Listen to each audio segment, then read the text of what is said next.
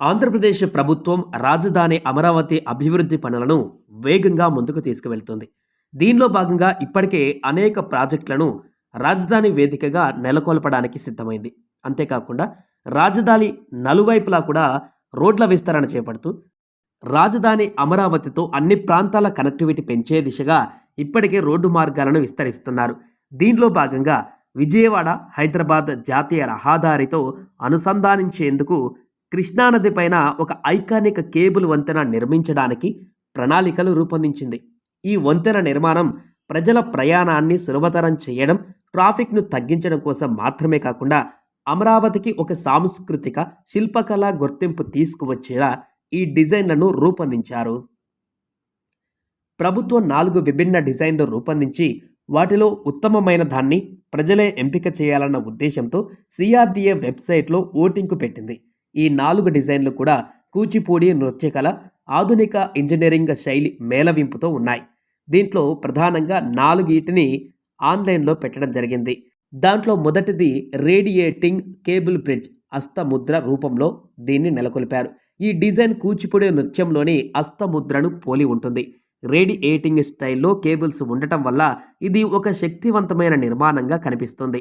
Engineering నైపుణ్యాన్ని, నాట్య కళను సమగ్రంగా చూపుతుంది. ఇక రెండవది జంట పైలాన్ బ్రిడ్జ్ స్వస్తిక హస్త భంగిమలో ఈ రూపం ఉంది.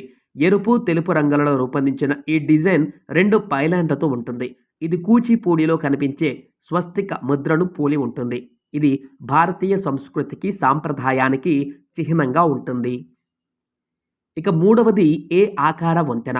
అమరావతిని సూచించేలా ఈ ఆకారాన్ని డిజైన్ చేశారు. ఈ డిజైన్ ఆంగ్ల అక్షరం ఏ రూపంలో ఉంటుంది. అమరావతి పేరుని సూచించేలా ఉండటం, అభయముద్రలా ఉండటం వల్ల ఇది శాంతి, రక్షణకు సంకేతంగా కనిపిస్తోంది. ఇది అత్యంత ఆధునికతను ప్రతిబింబిస్తుంది. ఇక 4వది కపోత ముద్ర బ్రిడ్జ్ అభివాద ముద్రలో ఈ రూపాన్ని డిజైన్ చేశారు.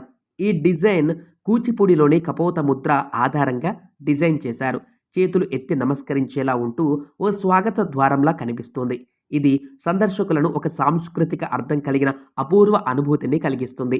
ఇలా మొత్తం 4 రూపాలను సిఆర్డీఏ వెబ్సైట్లో పొందుపరిచారు. ప్రతి పౌరుడికి డిజైన్ ఎంపికలో భాగస్వామ్యం అయ్యేటువంటి అవకాశం ఇచ్చారు. సిఆర్డీఏ అధికారిక వెబ్సైట్కి వెళ్ళి దాంట్లో మీకు ఏది నచ్చితే దానికి ఓటింగ్ వేసేలా అక్కడ అన్ని రకాల సేవలను అందుబాటులో ఉంచారు. పేరు, ఫోన్ నెంబర్ నమోదు చేయాలి.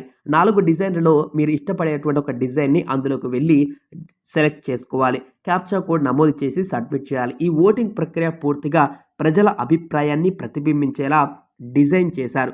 అందుకే ఇప్పుడు కనిపిస్తున్నటువంటి ఈ 4 వంతెనలు ఈ ఐకానిక్ కేబుల్ వంతెన అమరావతిలోని రాయపూడి నుంచి ఎన్టీఆర్ జిల్లా మూలపాడు వరకు నిర్మించనున్నారు. దాదాపు 5 కిలోమీటర్ల పొడవుతో ఇది రాజధానిని విజయవాడ హైదరాబాద్ జాతీయ రహదారికి అనుసంధానిస్తుంది. వంతెన పూర్తయిన తర్వాత ఇది పర్యాటక ఆకర్షణగా మారే అవకాశం కూడా ఉంది. పక్కనే ఉన్న ప్రాంతాల అభివృద్ధికి సైతం దోహదపడుతుంది.